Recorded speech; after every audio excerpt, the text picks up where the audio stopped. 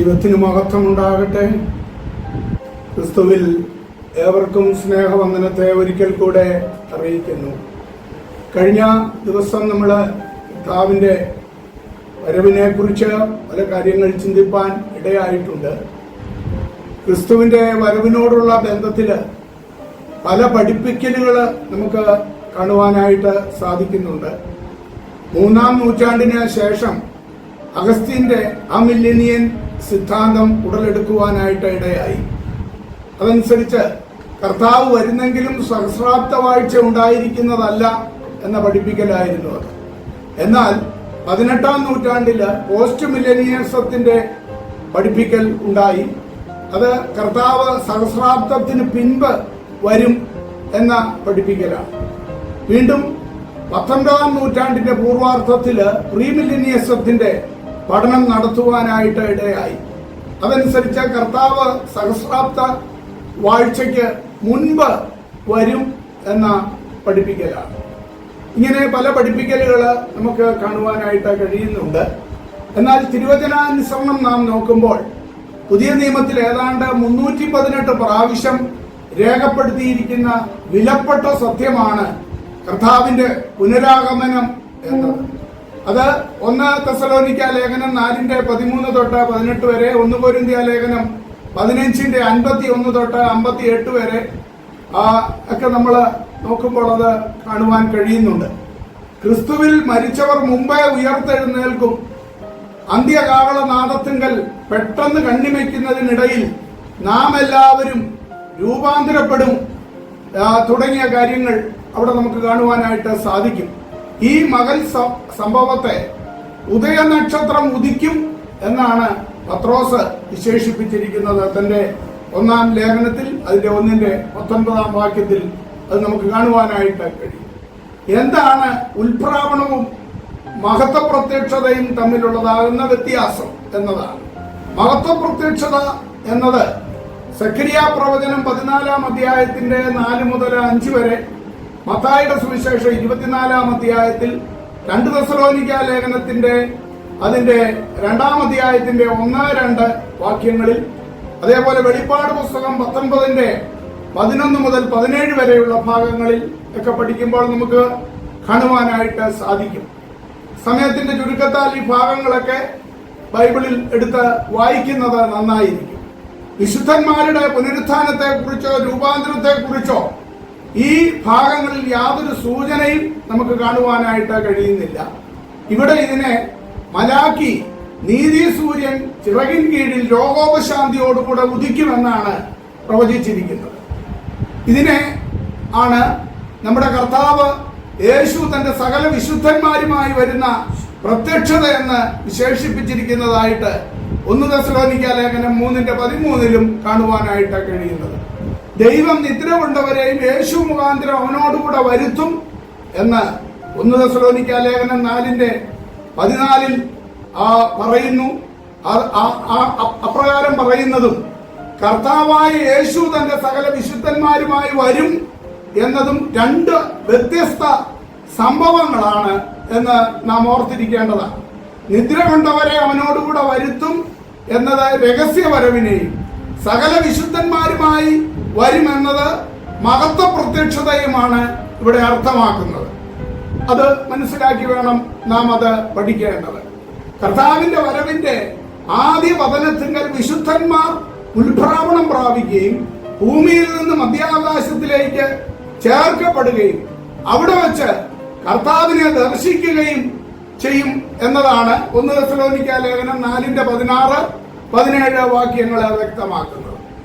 എന്നാൽ മഹത്വ പ്രത്യക്ഷതയിൽ കർത്താവ് വിശുദ്ധന്മാരോടുകൂടെ ഒലിവ് മലയിൽ പ്രത്യക്ഷനാകുകയാണ് ചെയ്യുന്നത്. അത് സഖരിയ പ്രവചനം 14:4-5 വാക്യങ്ങളിൽ നമുക്ക് വ്യക്തമായി കാണുവാനായിട്ട് സാധിക്കും.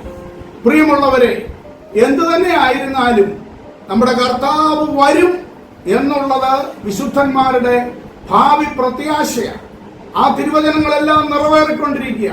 ലോക സംഭവങ്ങൾ, ഇന്നത്തെ യുദ്ധങ്ങൾ, ഇതെല്ലാം അത് വളരെ വേഗത്തിൽ സംഭവിക്കാൻ പോകുന്നു എന്ന് വിളിച്ചറിയിക്കുകയാണ്. ഇപ്പൊ ഏതാനും ദിവസങ്ങൾക്കകം നിർത്തിക്കളയാമെന്ന് കരുതി അമേരിക്കയും ഇസ്രയേലും ഇറാനോട് ആരംഭിച്ച യുദ്ധം തന്നെ ഒന്ന് നോക്കിയാട്ടെ. അവിടെ അമേരിക്കയുടെ ഏതാണ്ട് അത്യാധുനിക F-35 ഉൾപ്പെടുന്ന ഡസനോളം വിമാനങ്ങൾ തകരുവാനായിട്ടിടയായിട്ടുണ്ട്.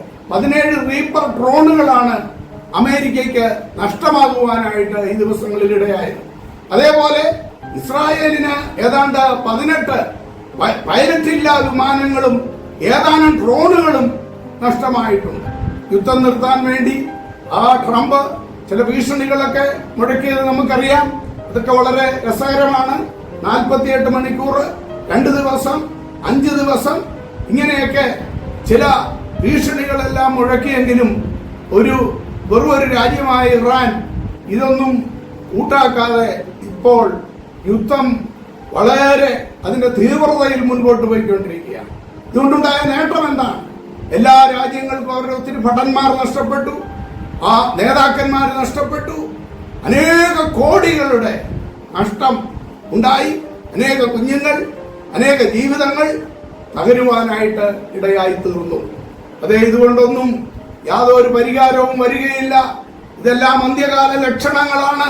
എന്നാൽ നമ്മുടെ കർത്താവ് വേഗം രാജാതിരാജാവായി ഈ ഭൂമിയുടെ ഭരണമേൽക്കുവാൻ പോകുന്നു എന്നത് തിരുവചനം നൂറ്റാണ്ടുകൾക്ക് മുൻപേ വെളിപ്പെടുത്തിയ യാഥാർത്ഥ്യം നാം കാണുവാൻ പോകുകയാണ്.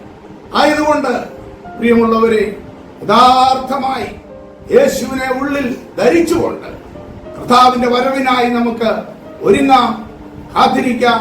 നമ്മുടെ കർത്താവ് വരാറായി. എന്റെ പ്രാണനായക, നിന്നെ കാണാനാശയേറുന്നേ. സ്വർഗവാസമോർക്കുമ്പോൾ, പ്രിയൻ ചാരയെത്തുമ്പോൾ, ആനന്ദം പരമാനന്ദം പ്രഭു. എന്നുമേഘെ വന്നിടും എന്റെ പ്രാണനായക, നിന്നെ കാണാനാശയേറുന്നേ.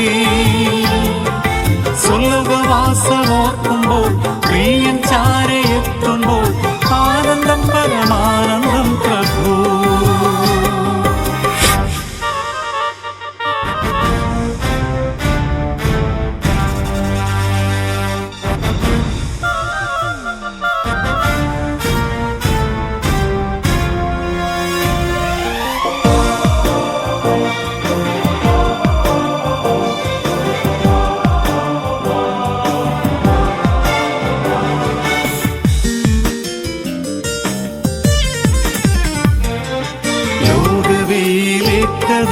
വാടിത്തളർന്നീടിലും തന്റെ കാന്ത എത്ര സുന്ദരി.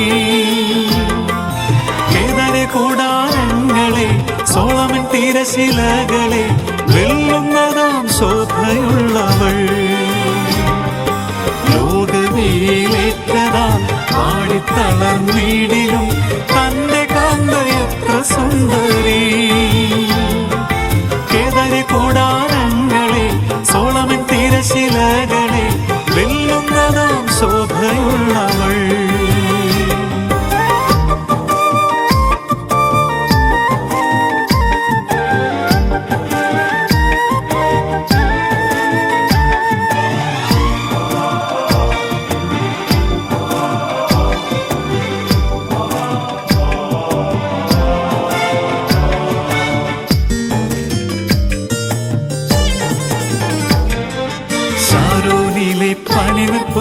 താഴ്വരയിൻ